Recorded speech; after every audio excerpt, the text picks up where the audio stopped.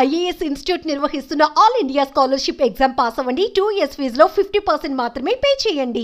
No doubt Pushpa 3 వచ్చేస్తుంది. ఫిబ్రవరిలో విడుదలకు సిద్ధంగా ఉంది. పెళ్లిలో అటాక్ చేసే సీన్ తో సుక్కు కథ ముగించేసి బాహుబలిని కట్టప్ప ఎందుకు పొడిచాడు అనే దానికన్నా పెద్ద సస్పెన్స్ మిగిల్చిన సుకుమార్ పుష్ప 3లో అసలు కథను చూపించబోతున్నారు.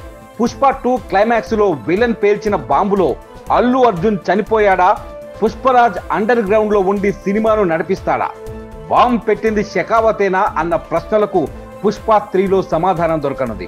అసలు పుష్ప 3లో ఉండబోయే అంశాలేంటి? పుష్ప 2 సినిమా ముగింపు చూశాక పుష్ప 3 ఉంటుందని ఎప్పటి నుంచో వచ్చే టాక్ నిజమైంది. పుష్ప 3 ది ర్యాంపేజ్ ఫిక్స్ అయింది. అయితే ఇక్కడ అందరికీ తెలియని విషయం ఏమిటంటే పుష్ప 3 కోసం షూటింగ్ చేయాలి. ఇంకో 2-3 సంవత్సరాలు వెయిట్ చేయాలని అనుకుంటున్నారు. కానీ ఇప్పటికే పుష్ప 3 షూటింగ్ కూడా సుకుమార్ పూర్తి చేశారు. అనుకున్న దానికంటే సినిమా ఎక్కువ రావడం, ప్రతి సీన్ ఒక అద్భుతంగా ఉండడంతో పుష్ప 3గా రిలీజ్ చేస్తున్నారు. పుష్ప 2లో సినిమాను రాజకీయాలకు కనెక్ట్ చేయడం, జగపతి బాబుని మెయిన్ విలన్ గా తయారు చేయడంతో ఇవే అంశాలతో పుష్ప 3 ఉండబోతోంది. జపాన్ నుంచి పుష్ప డబ్బులు ఎలా తీసుకువస్తాడన్నది పుష్ప 3 కథగా తెలుస్తోంది. అండర్ గ్రౌండ్ నుంచే పుష్ప కథ నడిపిస్తాడని సమాచారం. అలాగే గతంలో శేషాచల అడవుల్లో జరిగిన రియల్ ఎన్కౌంటర్ ని కూడా పుష్ప 3లో సుకుమార్ చూపించబోతున్నాడనేది చర్చ జరుగుతోంది. ఎస్పీ షెకావత్ ఒకవైపు, జగపతి బాబు మరోవైపు, అనసూయ అండ్ గ్యాంగ్ ఇంకోవైపు పుష్పను టార్గెట్ చేస్తారు. వీరికి తోడు జపాన్ లో ఒక విలన్ గ్యాంగ్ కూడా పుష్ప 3లో కనిపించే అవకాశం ఉంది.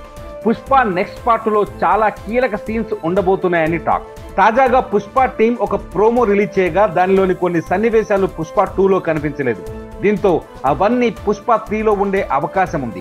ఇక పుష్ప 2లో హీరోయిజానికి తప్ప విలనిజానికి పెద్దగా స్కోప్ లేదు. అయితే తరువాయి భాగంలో మాత్రం అసలు సిసలైన విలనిజాన్ని చూపించడానికి రెడీ అవుతున్నారు సుక్కు. పుష్పను మించి పుష్ప 2 ఉంటే పుష్ప 2ను మించి 3 ఉండే విధంగా ప్లాన్ చేశారు. ఏదేమైనా 2 నెలల్లో మరోసారి పుష్ప 3తో అల్లు అర్జున్ థియేటర్లోకి వస్తే అభిమానులకు సంక్రాంతికి మించిన పండగ ఫిబ్రవరిలోనే జరగబోతోంది.